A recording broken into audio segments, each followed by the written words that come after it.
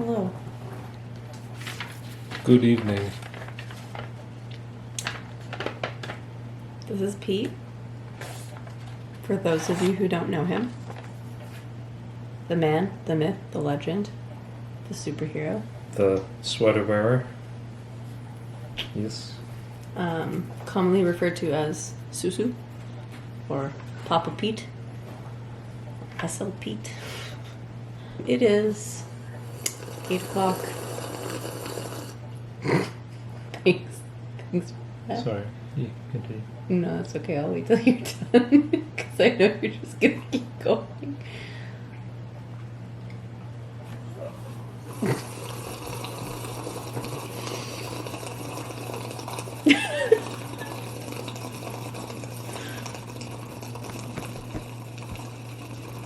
Whenever you're ready.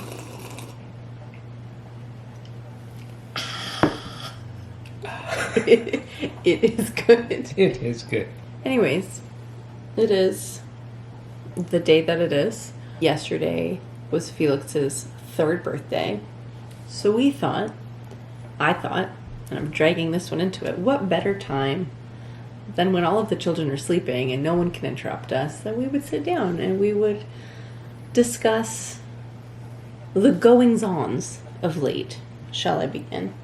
I'd like to make a note for the historical record Please make note. that all 3 kids are currently sleeping. In their beds. We don't know for how long, It's 8 o'clock, but but they're all in their beds. indeed.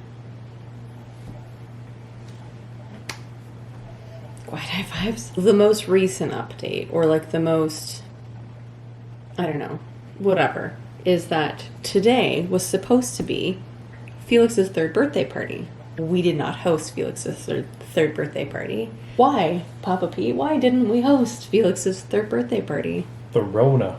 The Rona. Augie's COVID positive. Augie, the bean, the tiny person in our house, positive. We got the message on Tuesday, mid-morning. Peter's dad was COVID positive.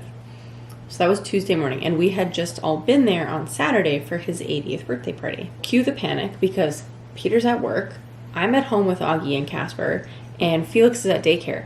Felix can't wear a mask. So I informed Jasper that unfortunately I have to swizzle stick his schnoz. He was ready to cry. He didn't want me to, and I said, we have to do it. We don't have a choice. It sucks. So I did mine first. Negative. Thank heavens. Did Jasper's? Negative. Yes. Peter did one at work. It was? Also negative. Yes. So our daycare was like, okay, if you guys are all negative, probably it's fine that Felix stays at daycare. So I was like,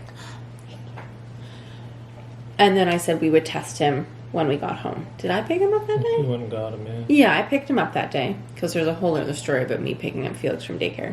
And so that evening we did Felix's COVID test, and it too was negative. So that's 4 negatives, and we were like, well, if we're all negative, we're not going to test Augie. Also because he was fine. Tuesday night, he started to sound a little bit sketch, but not too bad. And then all of Wednesday, he got progressively... No? Okay. Well, he seemed okay until Wednesday night. Yeah. And then Wednesday night, he sounded really rough. And So then I was Thursday like, we're testing him. Thursday morning we tested him. So we tested him Thursday morning. And he was positive.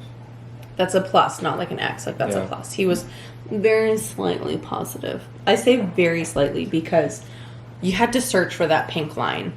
But it was there. And when we all had COVID back in April, which is why Felix's surgery had to get bumped the extra week, it was like instant positive, super dark line, sort of like how your brother's is right now. I think the grand total as of today is that 12 people from the birthday party are now COVID positive. Thursday, because Augie tested positive that morning, I messaged our daycare lady. I'm like, Felix isn't coming, Augie's positive. But public health states that kids can still go to school. They just have to wear a mask if a sibling is positive, as long as obviously they're negative. And Jasper was negative, so we're fine. So then we had to cancel / move the birthday party. and I had to cancel any plans, which, I mean, like, do I really have that many plans? No. But I did want to take Felix to Build-A-Bear on his birthday to make it a special day, because otherwise we weren't really going to do anything. Does he know? No. Does he care? No. Do I care? Far too much. So poor Peter here has to test every day now until... A long time from now. Is it 15? I keep asking. 15 days from probably last Tuesday. Not only does it impact the birthday party, which, like, really, is it a big deal? No, it's just that he's been through so much in the past, like, handful of months, and in the past year. Like, he's only turned 3. In the last 2 years of his life, I've just been like, pfft. So, I really wanted it to be special, and I was like, oh, perfect, the day after his birthday, it's a Saturday. But more importantly than that is his EEG. He has not had, I don't think, correct me if I'm wrong, he hasn't had an EEG since before surgery, right? Like, he didn't have one in hospital. Did they do an MRI? They did a post-op MRI. Yeah. But they haven't done an EEG. I don't think so. Yeah, probably because it was too swollen. Uh-huh. Yeah. So, it's been since May the 9th, right? So, May to June, July, August, September. It's been 4 months since surgery. He has not had an EEG. And it has now been rescheduled twice. Let me tell you how flippin' hard it is to keep him away from Augie the Plague Beast. So basically we've been running interference since Thursday to try and keep him as far away from Augie as possible. Also, Felix puts everything in his mouth, and Augie's teething right now. He puts everything in his mouth. And then Felix takes Augie's toys, or his soother. So the fact that none of us have gotten sick at this point Pretty impressive. is impressive. Do you want to, I think you're the best person to talk about his sleep, because you have to feel that one during the nighttime. Sure. Well, it may or may not be a surprise to our viewers that our kids started some sleeping medication recently. It's probably a bit of a surprise. Okay, well, sleeping has been an interesting time. Over the past couple of months, young Felix has developed the tendency to take about 45 minutes to an hour to go to sleep, and tends to wake up anytime between 11 o'clock and 1 a.m., and then stays up for approximately 2 hours or sometimes 3 hours, and he's ready to go. Feed me, play with me, read me books. Press buttons. Father! So he is ready to go. Initially, we tried confining him to his bed and trying to snuggle him to sleep. This just makes him angrier and angrier and angrier. Then we decided to let him loose. Brought him downstairs. Also because, not to interrupt, but he can escape his room. He can escape his room. And, I mean, his brother's sleeping in there, so the more fun he has, the more likely Jasper is to wake up. So anyway, we bring him downstairs. Part of the living room sectioned off with baby gates. Had that ever since Felix was little. Throw on a dim light, close those baby gates, and he plays for an hour. And then we hit him with a melatonin again, because he would have already had one. We hit him with one more, and then it takes him kind of overall. We're down here for like an hour and a half until he falls asleep. I snuggle him to sleep on the couch. In theory, I'm supposed to take him back upstairs and put him in his bed and then return to bed.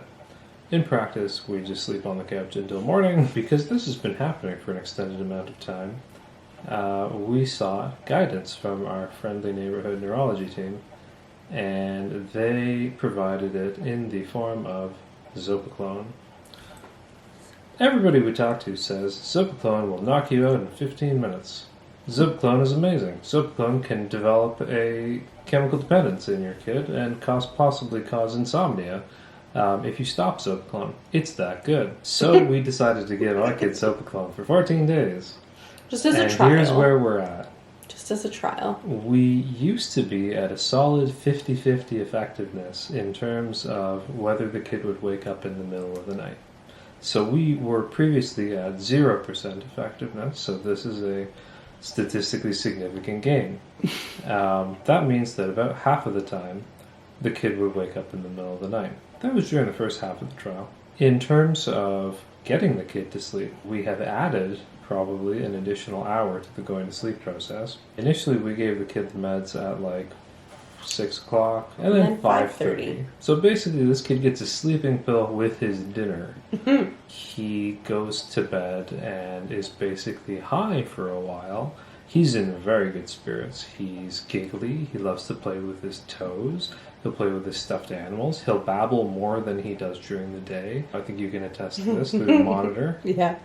And he's just is really cute. It's really adorable, except for you trying to sleep. Yeah. So basically, it takes him much longer to go to sleep, and sometime between 8 o'clock and 9 o'clock is usually when he just decides, you know what, I'm done, and he falls asleep. In more recent days, he wakes up in the middle of the night. He crawls into bed with us. He wakes up within last night was what, within 3 hours. Well, you fell asleep with him.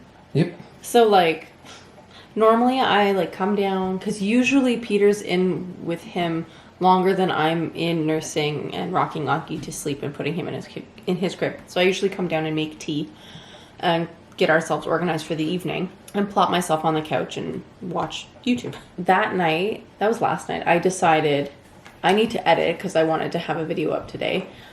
So I made tea for both of us, and I toddled myself downstairs with the baby monitor so I could chime in on Augie. And 9:30 rolls around, and Peter's finally coming downstairs. And I was like, did you get your tea? Did you enjoy your nap? So he toddles back up, gets his tea, comes down, whatever. 10:30. Probably not even, because you were downstairs at 10:30. 10 o'clock maybe? 10:15? Felix cracks. And not like how he used to, before surgery, where he would wake up crying, screaming, crying. Good to go. But you don't even hear him. All you hear is click, because he unlocks his little cage, and then give it I don't know what, 30 seconds, and then you hear the bedroom door open, because he can open doors now, which skills, but also why? So then we have to rush upstairs, and I'm assuming you tried to get him back to sleep. Because that is correct. On the Zopiclone, he's actually been, for the most part, again, in the first half of the trial, much easier to get back to sleep. It doesn't take as long. There's no screaming. Yes. Not last night. 10:30, Peter comes down, and I'm thinking, oh, wow, you got him back to sleep, really quick. So I'm at my desk, and my back's, to the basement hallway, and I turn around, and he's holding Felix, and it's just Who was smiling ear to ear. He was so happy. Happy to see his beloved mother. But so awake. On sleeping medication. What? And literally everyone said, it's gonna knock him out. Maybe try putting him, giving it to him, and then 15 minutes later, going to snuggle him. I'm we give it to him at 5:30 because it was taking so long. And he's playing. He shows zero signs of being tired. And then he might, want to be a little bit more snuggly. Doesn't matter. It's still going to take you 2 hours to put him to sleep. Continue. Well, we're almost at the end, folks. Basically, we've been on this medication that really isn't doing the thing that we want it to do. Sent an email to the doc, waiting to hear back. When you think about, how much sleep a 3-year-old needs, and ideally uninterrupted sleep, 5 hours is not enough. 5 hours plus 2.5 hours is also not enough. 7.5 hours is not enough. And it's broken. So you're not getting any of the what is it, REM sleep that's important? I mean, it's all important. Sleep is sleep is sleep. But then he was also exhausted, and he fell asleep on me in his little pea pod, his birthday present, his pea pod. He fell asleep on me before lunchtime. Oh, yeah. It was 10-something. Yep. Sounds about right. And then I tried, and failed to get him to nap again in the afternoon. And it was well, just give up, because if it's going to take me an hour to get him to sleep, then it's already 3 o'clock. He needs to wake up so that he'll actually possibly sleep tonight. I don't know about you, but I haven't slept a full night. Or, sorry, that's a lie. I have slept approximately 10 full nights in the past 3 years. I would probably be slightly less than that, but I don't actually know. We're literally divide and conquer, because I have to nurse Augie. One of us has to snuggle him, and he goes down to sleep much better with me than he does with you. Yeah.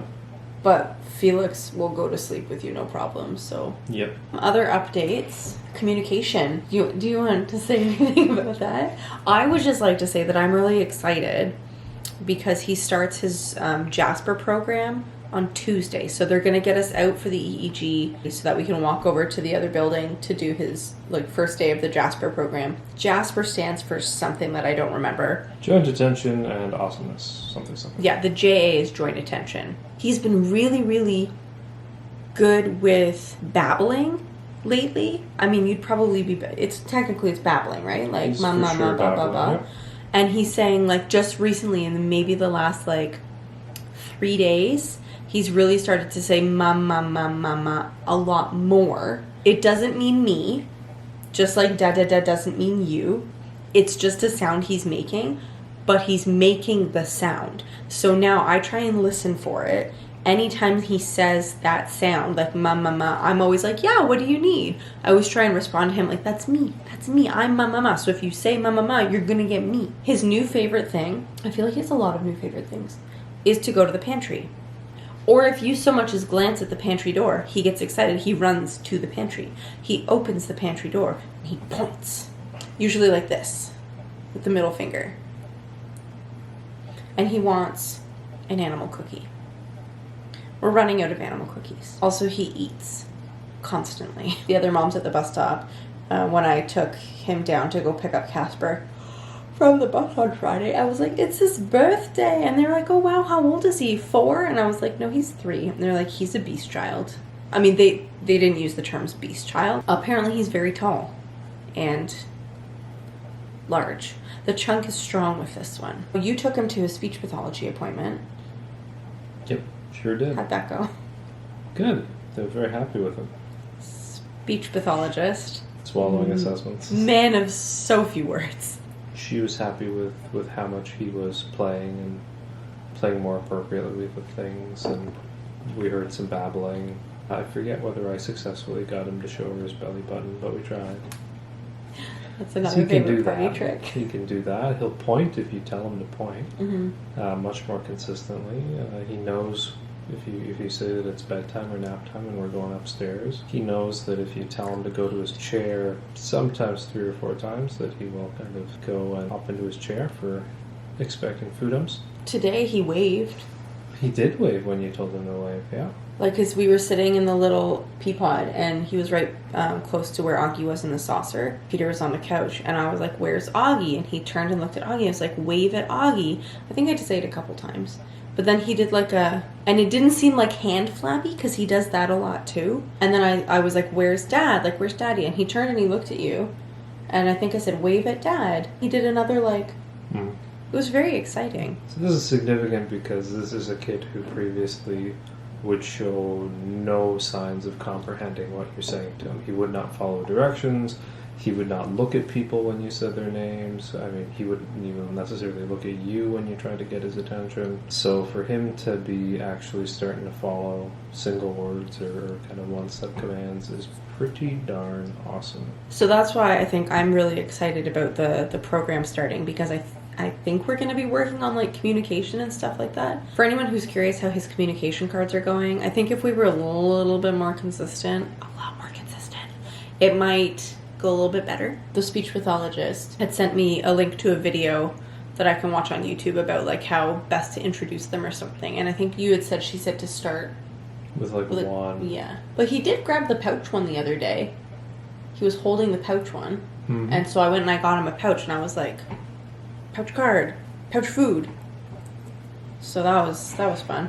Otherwise, I think that's it. Team awesome. Team exhausted. Team frazzled. Frazzled thing. I don't know what that is. You know very well what that is.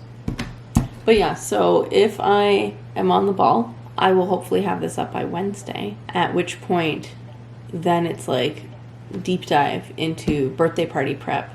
I gotta bake a cake.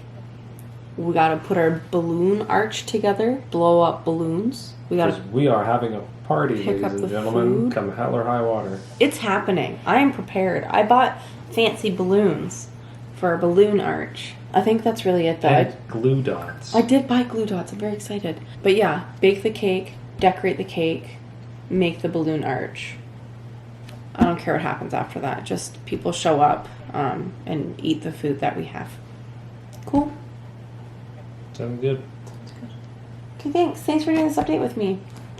Round of applause. It's just me. That's all you get. Okay. Bye.